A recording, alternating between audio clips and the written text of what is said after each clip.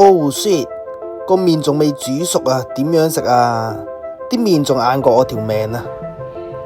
大家好啊，韓國嘅即食拉麵呢，大受歡迎呢，大家都眾所周知啊。2年前呢，長沙灣呢開咗24小時啊個自助無人呢拉麵鋪頭，咁終於嚟到旺角都開埋啦。咁大家都可以隨時食到想食嘅韓國拉麵啊！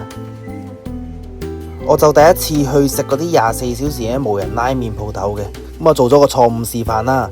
咁大家一齊跟我入嚟睇下點樣整，我再重新講解一次啦。一次完整嘅教學，原來煮麵都有技巧嘅，原來我都唔識嘅。網上都好多網友話呢，長沙灣嗰間鋪頭啊，幾時執啊？竟然再擴張埋旺角商場入邊，咁我都抱住獵奇嘅心態去試下佢啦。推門入到嚟呢，有3部自助售賣機嘅，仲有啲台式嘅紙包飲品，咁有好多唔同種類嘅韓國即食麵啦，咁選擇都好多嘅，咁我就隨便揀咗一款啦。韓國拉麵呢，最好食呢都係佢嘅麵啊，比較粗身啦，調味料嗰啲呢，或者撈麵嗰啲，其實我都覺得冇日本嗰啲口味咁正。咁呢度呢，自助機呢係唔收八達通嘅，咁但係收 credit card 嘅。咁我都用上卡俾咗啦。咁呢個麵就38蚊一餅麵啦。咁當然一定係貴過超市自己出去買嗰啲噶啦。勝在呢就自己煮，自己可以 DIY 呢，落啲唔同嘅配料落去。咁呢個韓國即食麵出嘅時候呢，就佢會跟埋個紙碗俾你嘅。咁我仲買咗一支巨根嘅蟹柳啦，仲有一杯台式嘅紙包奶茶。我就將個即食麵拆開倒落個盒度啦，再撳熱水嘅。教學就嚟啦，咁要熱水出呢，就要掃咗個 QR code 先會有熱水出嘅。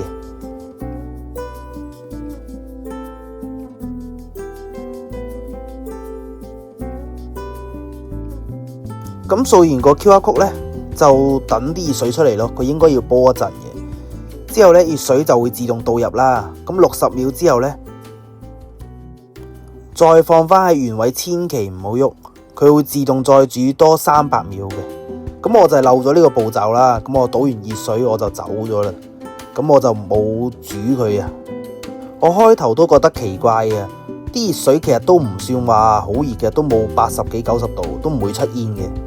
咁淨係咁樣浸可以浸得熟嘅咩？咁因為我屋企平時6合味道啊，或者6出前一丁啊，都係咁樣倒熱水落去，咁浸3分鐘左右呢，就熟噶啦。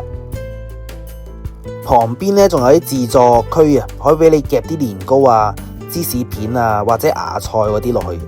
咁記住係夾咗落去先倒熱水啊，唔係就淥唔熟啲芽菜啊或者嗰啲年糕。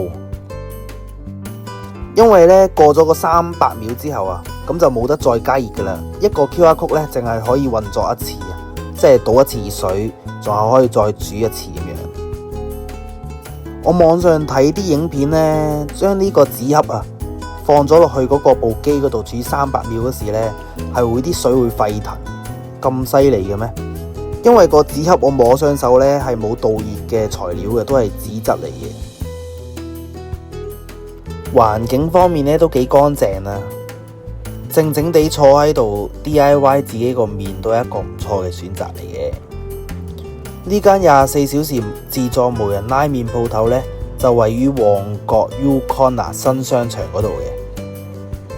呢個新商場呢，就喺朗豪坊斜對面嘅。咁店入邊都有好多唔同嘅韓式拉麵嘅選擇，咁一定有你中意嘅一款嘅。同場呢，就設有夾公仔機啊，仲有用餐區嘅，咁可以即時醫肚啦，咁我方便自己一個坐低進食啊。